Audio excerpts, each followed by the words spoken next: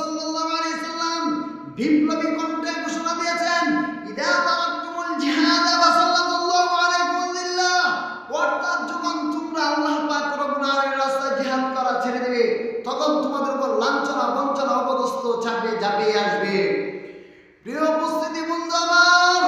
বিশ্বনবী মুহাম্মদ রাসূলুল্লাহ সাল্লাল্লাহু আলাইহি সাল্লাম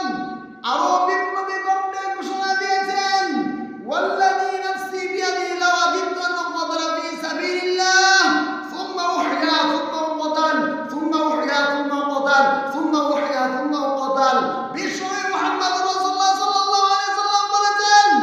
এই সত্যর কসম, আমার তো মরে চাই আমি আল্লাহ পাক রব্বুল আলামিনের রাস্তায় জিহাদ করে শহীদ হয়ে যাই, পুনরায় আবার আমাকে জীবিত করা হোক, আবার আমি আল্লাহ পাক রব্বুল আলামিনের রাস্তায় জিহাদ করে শহীদ হয়ে যাই। এমনি ভাবে বিশ্বনবী মুহাম্মদ রাসূলুল্লাহ সাল্লাল্লাহু আলাইহি সাল্লাম বিপ্লবী কণ্ঠে তিনবার বলেছেন, আমার তো মন চায় আমি আল্লাহ পাক রব্বুল আলামিনের রাস্তায় জিহাদ করে শহীদ হয়ে যাই, পুনরায় আবার আমাকে জীবিত করা হোক। তেমনি ভাবে আমি তোমাদেরকে বলতে চাই, আমি বিপ্লবী কণ্ঠে ঘোষণা দিয়েছি তোমাদেরকে, ভারতের দালালদেরকে আমি তোমাদেরকে বিপ্লবী কণ্ঠে ঘোষণা দিয়েছি, যদি তোমরা বাংলার জমিনে আমাদের তরুণ যুবকদেরকে শেষ করে দেওয়ার যদি তোমরা চক্রান্ত চালাও, এই বাংলার জমিনে ইনসাফ কায়েম করার জন্য, বাংলার জমিনে ইসলাম ধর্ম প্রচার করার জন্য, ইসলাম কায়েম করার জন্য যদি আমাদের মাঠে নামতে হয় মাঠে নামবো, যদি আমাদের রক্ত দিতে হয় রক্ত দেব, যদি আমাদের জীবন দিতে হয় জীবন দিব, যদি আমাদের কল্লা দিতে হয় কল্লা দিব, তারপরেও এই বাংলার জমিনে ইনসাফ কায়েম করে ছাড়বো, ঠিক কিনা? প্রিয় উপস্থিতি আমার, ভারতের দালালদেরকে আমি স্পষ্ট ভাষা বলতে চাই,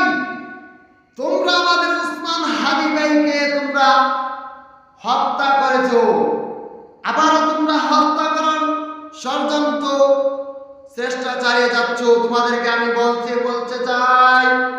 ভারতের দালালদেরকে আমি স্পষ্ট ভাষা বলতে চাই, যদি তোমরা আবারও ভারতের পক্ষ নিয়ে আমাদের বাংলার জমিনের উপর আঘাত করো, বাংলার কোন তরুণ ভাই কোন যুবক ভাইকে যদি তোমরা আঘাত করো, তাহলে আমরা বাংলার সকল মুসলিম মিলে, গোটা বাংলার মুসলিম মিলে তোমাদের এই ভারতের কোন অস্তিত্ব লাগবে না, কোন অস্তিত্ব লাগবে না। মোদী সরকার, আমি তোমাকে স্পষ্ট ভাষা বলতে চাই, যদি তুমি এই জমিনে থাকতে চাও, আল্লাহর জমিনে যদি বাংলার বিরুদ্ধে কোনো কথা বলো, এই বাংলার জমিনের মধ্যে যদি কোনো হত্যার পরিকল্পনা করো, তাহলে মোদী সরকার তুমিও যেমনি ভাবে ফেরাউন বড় কাফেরগুলা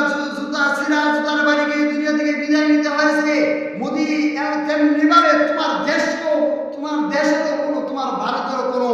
অস্তিত্ব লাগবে না। আমরা বাংলার মুসলিম মিলে তেমনি ভাবে তোমাকেও জুতা পিটানো করতে এই দুনিয়া থেকে বিদায় নিতে হবে। আল্লাহ পাক রব্বুল আলামিন আমাদেরকে বিপ্লবী হওয়ার মতো তৌফিক দান করুন, আমিন।